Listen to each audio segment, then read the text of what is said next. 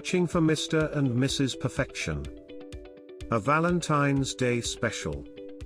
2 of 2. By New Frank. Published in the Los Angeles Tribune. Part 1, Finding Mr. and Mrs. Perfection, is about learning how to love yourself before you can love someone else. Today, we conclude Part 2, Searching for Perfection. This Valentine's Day, if you can't be with the one you love, then take solace in this fantastic story that someone told me in Alaska. Don't forget to grab a cup of ice cream. The sound of the evening, the tune of a soul singer, Johnny Taylor, plays on an old jukebox. The song, We're Getting Careless with Our Love. There are too many soldiers and not enough beer in the pub. The men raise their glasses high and toasted with laughter and half salutes. The overflow of the alcohol submarine into the cracks of the wooden floor. The year was February 13, 1975, when unsuspecting young officers from all walks of life push through the front door, joining loose women and friends at community gatherings. Sunrises will come knocking soon at the heart of each soldier, the dance will stop and they will venture to another mission. Soldiers with shore leave raids the local pubs to liberate their pin-up emotions just in case tonight was their last celebration. The handwritten farewell letter protruded from John's jacket pocket. Waitress girl, dancing with her hips, moves seductively on the dance floor. She approached John and locked eyes with a welcome smile. She recognized the importance of these letters that must be written. She waltzes and touched his side, pushing it back into his pocket with a sleight of hand. John is never the wiser. Patty, the waitress, always takes care of the men in her pub. John held her hand, twisted her, leaned her back, and slowly lifted her with his strong arms. John stood square, bowed his head. "Thank you for the dance," said John, and started walking away. Patty grabbed him by the shoulder, turned John back into her face again, and inserted a kiss on his cheek. "When your mission is over, you should come back for a drink," she said. John nodded. "You can count on it." As night fell, sunrise came knocking early that morning. The young soldiers sat in the back of the trucks, the blue sky extending over the open land. The road was lined with endless green fields, and they saw the mountains in the distance. 8 trucks moved in a straight line. John sat in the last truck, closest to the rear gate, looking out from the side, and they called it a window seat. John was a black man among 7 white officers. John was an officer also, and despite the different civil rights of the era, the men learned to respect John, who survived 27 missions without a scratch. John was a God-fearing man who taught them affectionate gospel songs.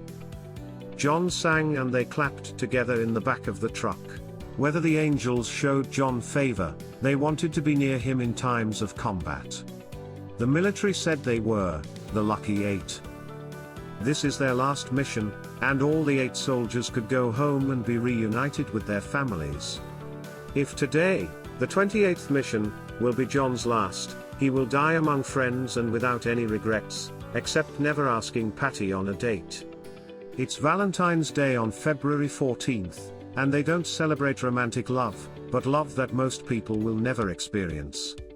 They will lay down their lives for each other, one cause, one fight, one chance for all 8 to come home. War, hot metallic fragments sailed through the air, leaves fell from the trees above, and mud hung from the faces of a lucky 8 so far unwounded on the battlefield. Others are not so fortunate, men falling all around. In the thick fog, you hear soldiers ask for the physician to ease their agony.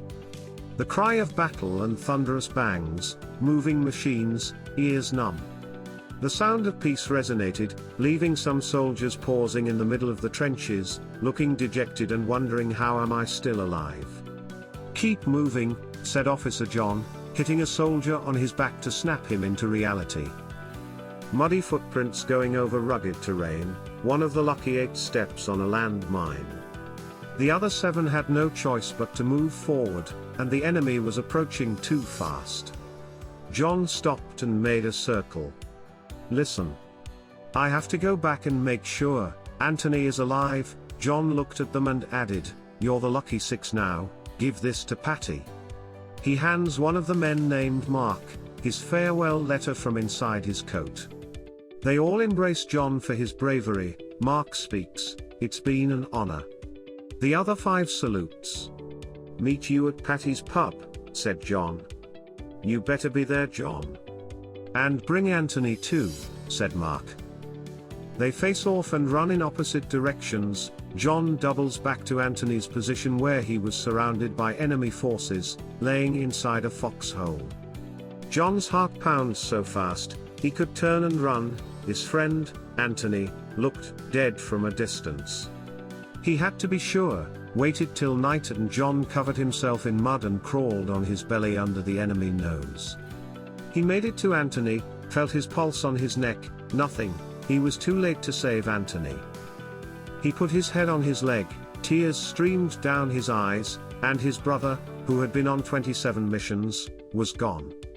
John smiled and said, "One last song." John looked up to the sky, clapped his hands, and started singing, "Ben E. King, stand by me." The enemy heard John singing, and 5 men approached like tigers looking for a fresh kill. Guns pointed at John. He showed no fear, and John kept on singing with passion with eyelids closed, tears flowing down, cover his face.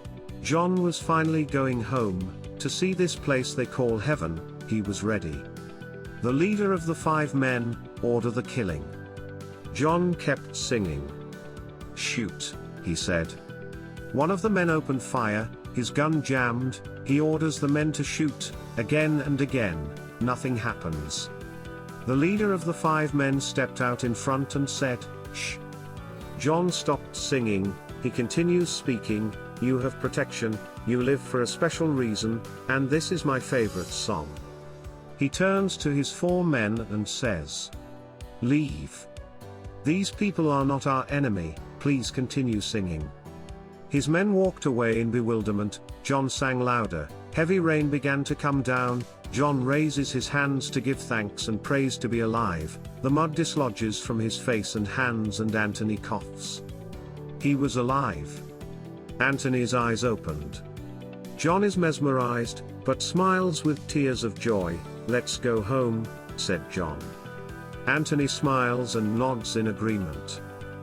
The Lucky 8 was reunited with their families. John and Patty stayed in her home country, and made a wonderful life. His friend, Anthony, stayed there as his immediate neighbor, and every Valentine's Day, the Lucky 8 would meet at Patty's pub. True perfection is to be with someone that knows all your imperfections. Happy Valentine's Day.